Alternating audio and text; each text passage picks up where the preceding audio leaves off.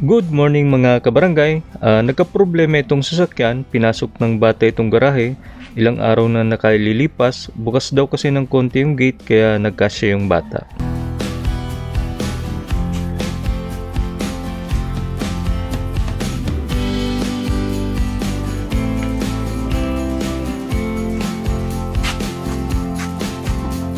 Ito yung ating nakita.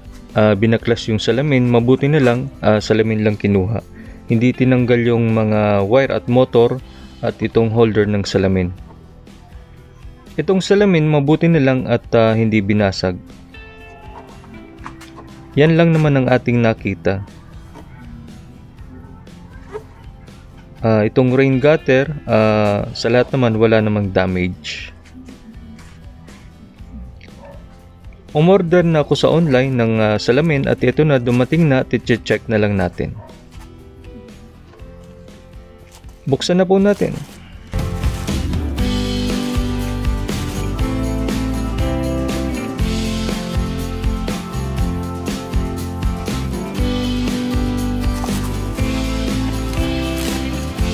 Okay naman ang salamin, wala namang damage o gas-gas.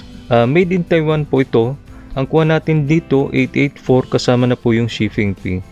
Ilalagay ko lang po sa description box yung link ng item na to para kung gusto nyo tingnan o bumili, click nyo na lang po yung link. Ikabit na po natin ito para makita natin kung match itong bagong salamin. Kung di ka pa po nakakapag-subscribe sa aking channel, paklik na lang po ng like and subscribe button, pati na rin po yung ating notification bell para ma-notify kayo kung may bago na naman tayong i-upload na video.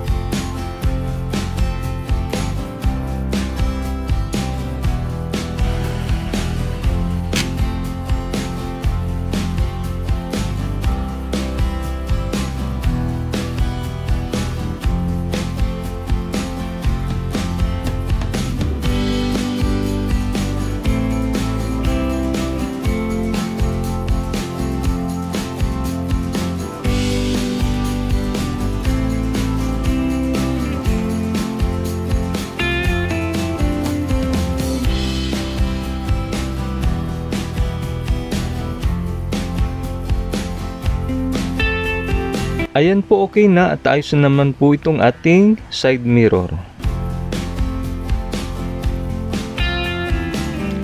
Punasan na po natin para malinis na. Salamat po pala sa Shopee at hindi na ako nahirapan maghanap ng salamin.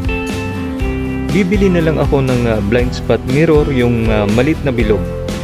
Maraming salamat mga kabarangay sa panonood.